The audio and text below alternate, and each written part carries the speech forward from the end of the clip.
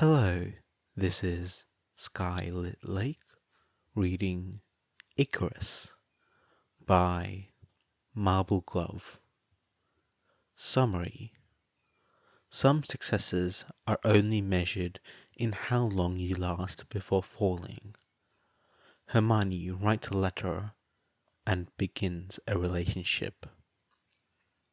Word count 15,000. Chapter 1. A Letter. Dear Sir, I write this letter with hope, but no real expectation of a response. If nothing else, composing this letter has helped me to refine and more perfectly understand my own thoughts. It was a terrible idea. Hermione knew that, and made sure that she didn't forget. At each stage of the process, she reminded herself of all the things that could go wrong and what the consequences would be. 1. Her friends could find out. They'd shun her and she'd be a social pariah once more. 2. Dumbledore could find out. She'd be expelled from Hogwarts for sure. 3. The Ministry could find out. A lengthy sentence to Azkaban. Somewhere upward of 5 years, depending on what the exact charge was. 4. You know who could find out. Probably something incredibly long and nasty, involving Death Eaters and her untimely death. 5. Hermione paused in her internal recitation. No, the first 4 pretty much covered it. There were probably other things that could happen, but those were the significant ones. Of all the Masters of Transfiguration alive today, you are the only expert in controlled self-transfiguration. It is for this reason that I write to you. The idea had taken more than a month to implement, and as she worked on it, she had carefully thought out all the repercussions that were going to find her eventually, chew her up, and spit her out. It's a sad fact that being smart does not keep you from having dumb ideas. It doesn't even stop you from acting on those ideas. No, it just allows you to know ahead of time exactly how bad the idea is. While the idea was bad, it was just too tempting to let go of. In its own way, it was perfect. It is common knowledge that every portion of the body contains a map of the entire body. Polyjuice and related potions were first developed based on this understanding. However, no wizard has successfully managed to identify the map itself. Muggle scientists took nearly a millennia longer to realize that such a map exists. But in recent years, they have managed to identify what it is believed to be and its encoded description. The encryption has not yet been broken. However, several traits have been hypothesized. I find several of these theories to be of interest. It is generally believed that all living creatures beyond a certain point of development have a code that is the same length of markers.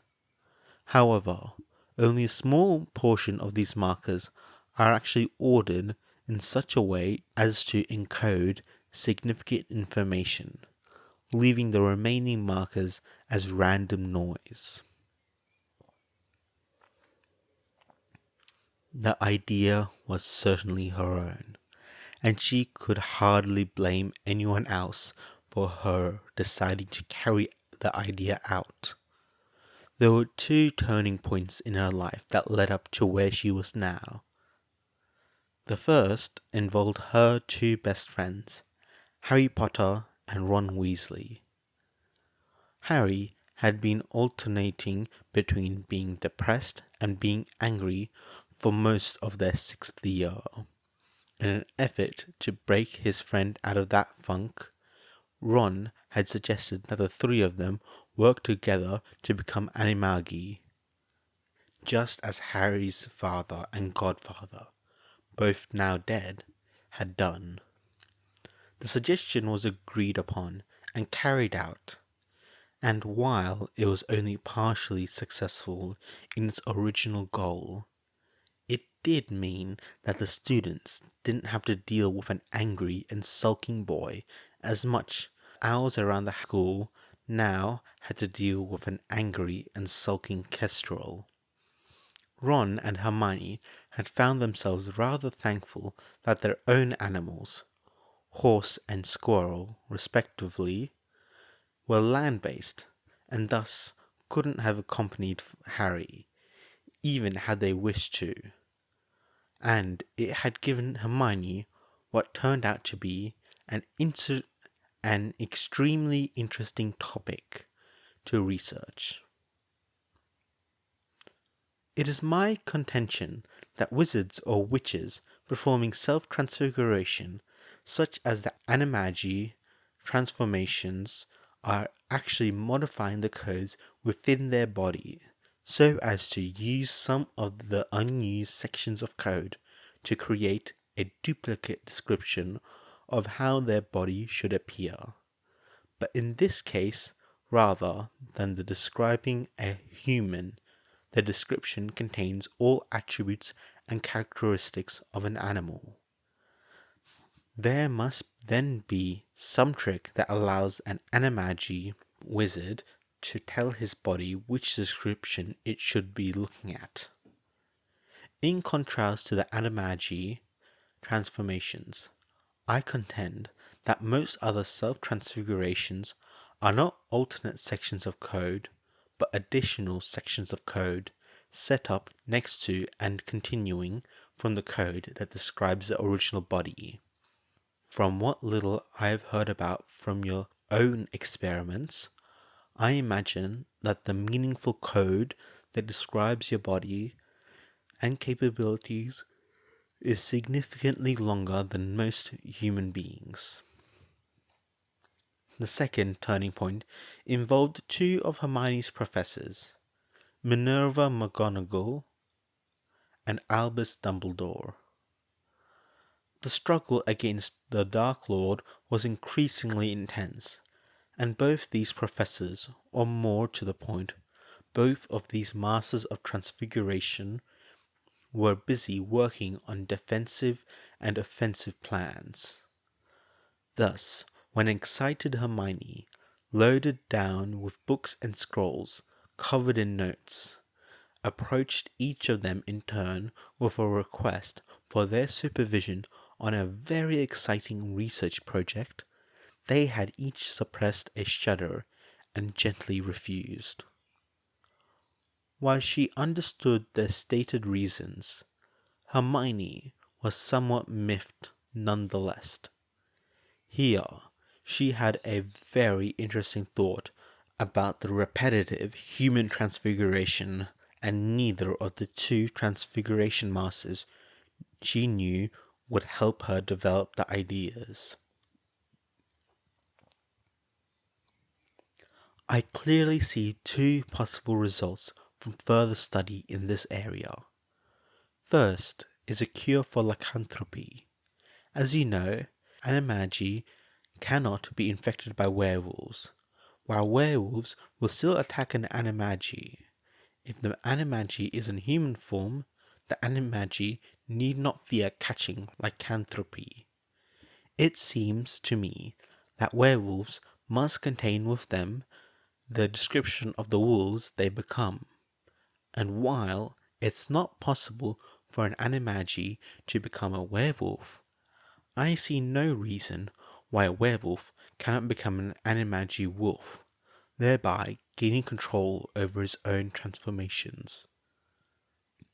The second goal of further study would be to further understand how the encryption works, and how additional descriptions are added, such as in your own transfiguration, so that such transfigurations are made more simple, elegant, concise, and with fewer possibilities of unintended results. It was at this point that the very, very bad idea first presented itself to her. There was another master of transfiguration in Britain, and it happened that one of his particular areas of interest was permanent human transfiguration and modification. The fact that he was evil, had tried to kill her best friend every year for 6 years running, and was so scary that people didn't even like to say his name aloud, indicated that he would be a difficult person to approach in regards to advising on a research project. Difficult, of course, means much of the same thing as challenging. And one of the common characteristics of Gryffindor students is they never back down from a challenge. I have studied a great deal, and I have many ideas for further research into human transfiguration. But I am not a transfiguration master. What I most need now is an advisor who can point me in the right direction, oversee my progress, and double-check my results. Until I have such a supervisor, I feel that it would be both dangerous and pointless to continue. It took a month to figure out how to implement the very bad idea. Eventually, she had also purchased a quantity of high-quality vellum and the best and most elegant dictope quill that was available. She didn't want to insult a powerful dark arts practitioner by using less than the best to correspond with him. But even more importantly, she didn't want to use anything that would hint at her real identity. Not her usual paper, not her usual ink, and certainly not her own handwriting. She had also arranged for a post-coupe box, useful for sending and receiving mail anonymously. She rented the PC box and signed her letters with the same name of Icarus, for surely she was trying to fly to the sun with wings of wax, and it was only time before she came crashing down. When she had first realized that she would need a nom de plume for this idea to work, she had thought of the story of Icarus, given wings to fly to safety, but chosen instead to fly to the sun. He had died for it. It was a stupid idea, and he had known it. And yet, sometimes, making the attempt was more important than reaching the goal. Some successes were only measured in how long you lasted before falling. It was a terrible idea. It was going to get her in so much trouble. She knew, but oh, if it worked for even a little while, it would be worth it. With great respect, I named myself Icarus. Wearing gloves, Hermione slipped the letter into the envelope and melted a wax seal over it, before carefully pressing the insignia she had purchased from a Muggle store. The image was a man with wings falling. It was intended to be Icarus, but could just as easily be a fallen angel. She had previously addressed the envelope. Now she just needed to get it to the Hourly before anyone else saw it. Not looking at either address or the insignia, she picked the letter in one gloved hand and used a few quick spells to neaten her desk, leaving behind no evidence that anything had been written. It would be in its recipient's hands before nightfall. Only time would tell what would happen then. To Lord Voldemort, the Dark Lord.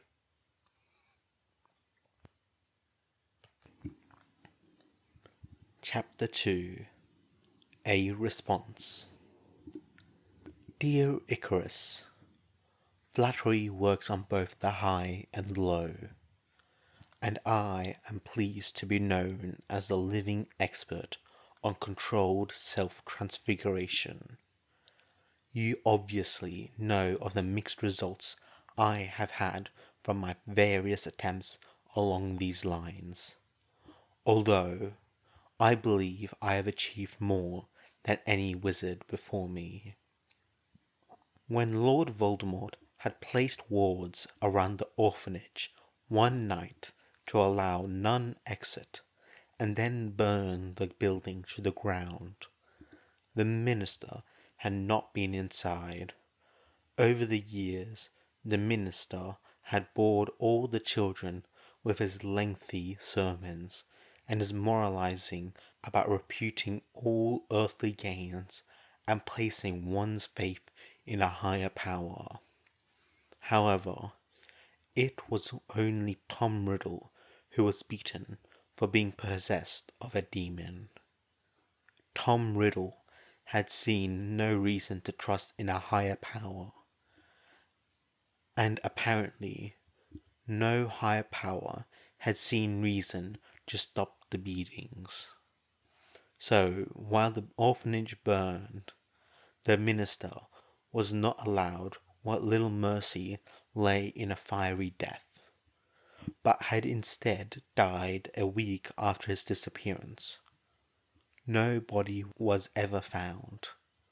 No higher power had stopped that from happening either. Nonetheless, the idea of higher powers had stayed with Tom Riddle, since he had seen no evidence of such a power already existing. Then, in his transformation into Lord Voldemort, he decided that he would become such a power. Frequently, what it means to be an expert is to have a better idea than most as to what one does not know, and a feeling about how to go about correcting that ignorance. The realization that a prophecy foretold his own fate infuriated Lord Voldemort, for here at last was a higher power acting in his life, but it was on the wrong side. It fought against his ideals rather than aid them. He became ever more determined to make himself something omniscient and omnipotent. He didn't even consider omnibenevolent. After all of his studying, though, it was his death that taught him the fine manipulations of the intangible fate, and the incredible patience necessary for a spirit to manipulate matter. It sent him a little closer to madness as it increases abilities and power tenfold. The theory behind the one wizard, one animal form rule has never been well established, and gaining a better understanding of this would be a useful achievement. You also appear to have a good starting point for your research, with the interactions between animagi and lycanthropes. As should be clear from my politics, I do not follow Muggle science, and I remain dubious of the value of any scientific discovery. However, I believe that anything, whether Muggle, wizarding, or demonic, can be inspiration for greater thought and ideas. If you discover the map of the body, then you would surely win greater claim for yourself. While death had given him the ability and experience of flexing intangible powers, it did not, much to his frustrations, give him the understanding of the finer details needed to perfect his results. Thus, the first body he made for himself was a miserable, shriveled thing, barely capable of containing his spirit. His second attempt was closer to the mark, but it was still a far cry from the desired outcome. It was good enough, though, to continue the fight, to rally his Death Eaters, and to bring about the defeat of his enemies. Intense research was needed before he could again try to shape his form without fear of making matters worse, and he knew from experience that he could not both research his problems and head a successful revolution at the same time. The revolution came first. What you have written to me has certainly piqued my interest, and I volunteer myself as your adviser. You may send your thoughts and questions to me upon the understanding that you also send me your results and discoveries. Fate and prophecy were always double-edged, and he knew the capabilities of this to backfire. But all such dark manipulations could backfire, and he had studied the dark arts for more than 50 years, and was still here to tell the tale. Albus Dumbledore might think it madness if he ever learned that Lord Voldemort did this. His Death Eaters would think it arrogance, but Lord Voldemort knew it to be well-deserved confidence of a master of his arts. He felt no qualms or worry as he spoke his desire for information and sent it out into the world. He had also sat in deep meditation for a week, and carefully pulled the strings of fate, forming an almost prophecy, much as he had done to summon his first Quirrell, and then Wormtail to his side.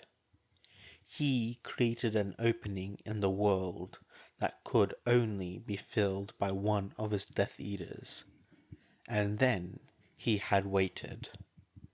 Twice fate had brought to his side loyal wizards to fill the void created. This was much more complicated request. He desired knowledge. Knowledge had to be contained in something or someone.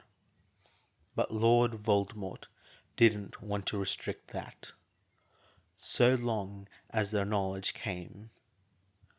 But he himself was the only wizard who had anything close to the knowledge that he needed. So it wasn't even knowledge, but the potential of knowledge that he called for into the ether. After a request was sent out, he forced himself to think of other things. It was nearly a year later that an owl glided over him and dropped a letter in his hands. As my first act as an advisor, I suggest you read Wizarding Animals, Centaurs, Mermen, and Naga by Phineas Darwin. If you can find a copy. Also, The Creature Creations of Helga Hufflepuff by Francis Stein. Pay particular attention to the chapters on hippogriffs and griffins. Lord Voldemort had laughed as he first read the letter from Icarus. It was a high-pitched giggle that seemed more the laugh of a malicious schoolboy tormenting some small creature than it did the laugh of a dark lord. Manipulations of fate were more subtle and less controllable than casting Imperio, but they were also much more thorough if given time to promptly sink in. Fate couldn't force someone to act against their will, but it could nudge a person in the right direction. Fate had done its work. His request had been met. Now it was time to gently offer temptation and lure this wizard, this Icarus, to his side. He took care in his response. He had spent 7 years as the top student at Hogwarts, and a further 30 years deepening his knowledge of the dark arts with other scholars around the world and his own studies. One thing he was very capable of was hiding his political leanings and giving the appearance of mere scholarly ambition. For a time, until it was too late for the other to back out. For the time, I will allow your anonymity, although I think eventually we will meet and speak as colleagues. Given this present distance, however, I think you would not accept any present from me, and thus I will tell you merely the title of the books I suggest that you read to further your studies, rather than sending you any texts from my personal library. Some of these you may have difficulty finding elsewhere, and you may request them from me at any time. Lord Voldemort remembered when he was still Tom Riddle, but he was already discovering the secret Slytherin. He had been terrified when he had gone down into the Chamber of Secrets for the first time, and the terror had stayed when he returned the second time, and the time after that. But he had suppressed the fear, and now he didn't even know when it had actually gone away. He had gone down there, and he had kept his eyes shut, resisting the urge to peek. He had sung lullabies over and over again, in Parseltongue, until his mouth was dry and his voice rasped. Eventually, the basilisk had become accustomed to his presence. In its loneliness and desire for purpose, any purpose, and the basilisk had followed every suggestion Tom had given it. After that, when he had gone down to the Chamber of Secrets, he had kept his eyes open and looked around, and it was the basilisk who lowered its gaze to avoid harming the boy. Power, purposelessness, and loneliness were a heady combination in beast or man, and from it Lord Voldemort knew it could create devotion. He could give knowledge and a sense of purpose to Icarus.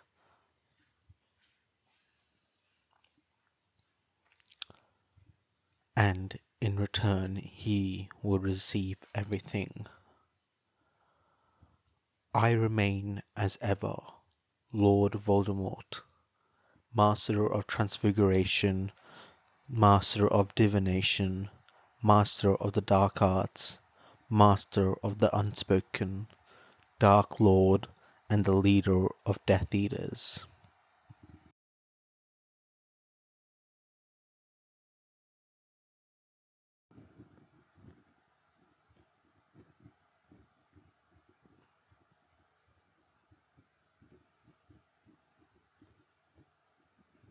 Hey guys, I hope you enjoy this video. This is My first dip into the Harry Potter fandom. Uh, not many people know this, but I used to be a big Harry Potter fan when I was younger. And I only stopped once J.K. Rowling, just became what she is now. But yeah, I mean, this this fic itself was an inspiration for infinite, the infinitely curious woman, and I'm honestly planning to make a sequel fic to this because when I checked the author's profile, they said, okay, you can do that stuff and you can make podfics for this. Funny thing about this is officially older than I am. Um, the first installation of this was made in 2004, I believe. Yeah, it was updated not even 2 months. Well, it was up. Yeah, yeah. It was made literally the same year I was born. I mean, I'm not that old, but like, still, this is an old fic, like an old fic. I just came across it when I was doing my little inspiration based deep dive on several fics. I'm like, ooh, this is cool. And you know what? I like it. Anyway, we're gonna see a lot of science and a lot of stuff, and maybe in the future you'll see I'll even podfic my own works on one based on this in the MHA verse and a sequel to this because I have a really funny idea. And it's just, yeah, it's gonna be cool. Anyway, I'll see you guys later. Bye!